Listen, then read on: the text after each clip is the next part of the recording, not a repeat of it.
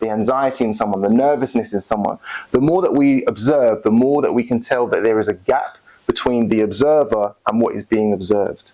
The reason why is you cannot be the image and what is capturing that image at the same time. Just like, for example, the camera can't also be the picture.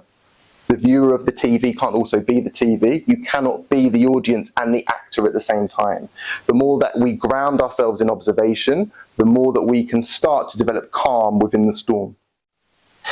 Now, what this all comes to is developing a healthy sense of disassociation. We'll go through an exercise to help with this in a second. For example, if you, you know how, for example, the individual who you really care about, if they say something to you, is going to really hurt your feelings. But you might have, for example, someone who you don't really care about as well as a stranger, and they could say the same thing and you kind of brush it off because there's nothing to anchor you to that situation. For example, even if we separate the example, so I could yell at you really loudly and you might feel a bit offended, right? Or you might feel a little bit disconcerted. But if I had a dog barking loudly at you, you probably wouldn't care because you can brush it off and say, that's the nature of the dog. It's got nothing to do with me. And we're going to go through some further examination in a second over our patients where we can start to assess that if a patient is providing us with a stressful situation, that is down to their nature and not us, because we are just an image within their minds. Now, I know that what I was explaining to Specsavers can come across quite strange or maybe a little bit abstract. So what I'm going to do with you is just take you through a very, very quick exercise on how you can make that distance your reality. Now, this is great for when people are on top of us, when certain situations are on top of us. The easiest thing for us to do is to look away from it, trying to ignore it, and we probably tend to find that that problem then starts to become like a woodpecker on our shoulders, and it just does not let us go. Now, the most important thing that we can do, if we can and if we have the capacity to do so, is we look directly at what is threatening us.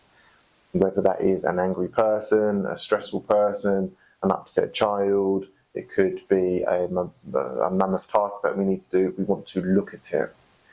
And whilst we're looking at it, i.e. being the observer, I want you to draw just as much awareness to the space between you and it. Try and grow that space in your mind. Try and increase the representation of that space in your mind whilst slowing your breath as much as you can. Now, it's much easier to try this when you don't need it. So everything that you're doing during the day, try and come back to the present moment. Lengthen the out breath, observe what you're focusing on, and become very aware of the gap between you and it. One very nice phrase that I like to come back to, which is by the philosopher, I think Socrates. He says he was sentenced to death, unfortunately for him, and he says, you can kill me, but you can't hurt me. And it's this awareness of my character or my sense of self or the presence of myself. I'm in complete control of that. There is a fortress around that, and I am completely in control of the distance between I and you, even if you think, or I might think in some parts of my mind, that you're right up against me. Look, breathe, and create distance. I hope that's been helpful for you. If you need any help and you need to know what to do, just contact us at www.revitalizeclinic.co.uk. Thank you.